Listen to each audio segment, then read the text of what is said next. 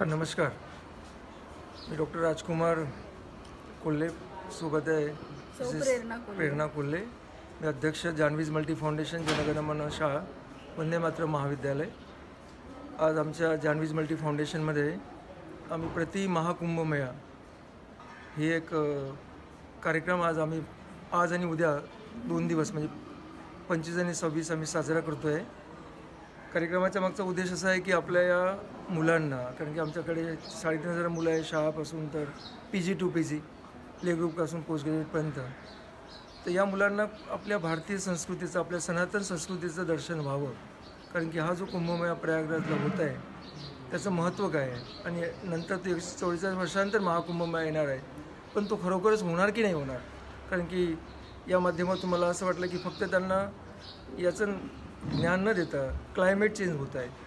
Climate change झाल्यामुळं पुढच्या 75 वर्षामध्ये गंगा नदीचं पात्र राहील की नाही राहील, ह्या एक फार मोठी समस्या. कारण की मागच्या 75 वर्षामध्ये 100 वर्षामध्ये ज्या गंगोत्रीपासून गंगा आली आहे तो सगळ्यात मोठा ग्लेशियर आहे आणि तो आज 1,25,000 फूट कमी झालेला आहे. तर यावरून असं वाटतं की आजच्या पिढीला त्याबद्दल अवगत व्हावं.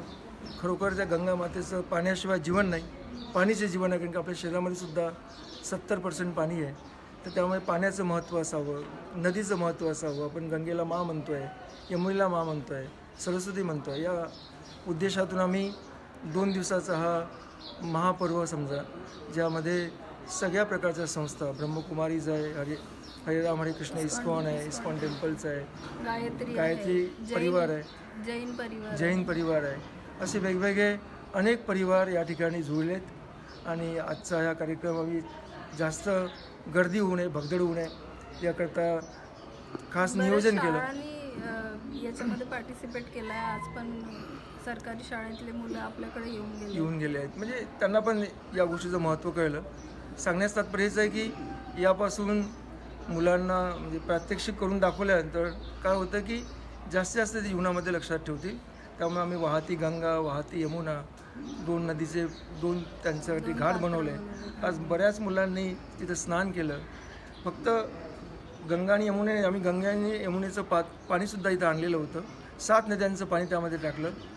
तर ह्या सगळं करण्याचा मागचा एकटाच उद्देश आहे की आजच्या पिढीला आपल्या भारतीय संस्कृतीचं दर्शन व्हावं आणि यांना काहीतरी येणाऱ्या म्हणजे भारताकरता यांच्याकडून सत्कर्म व्हावे. धन्यवाद.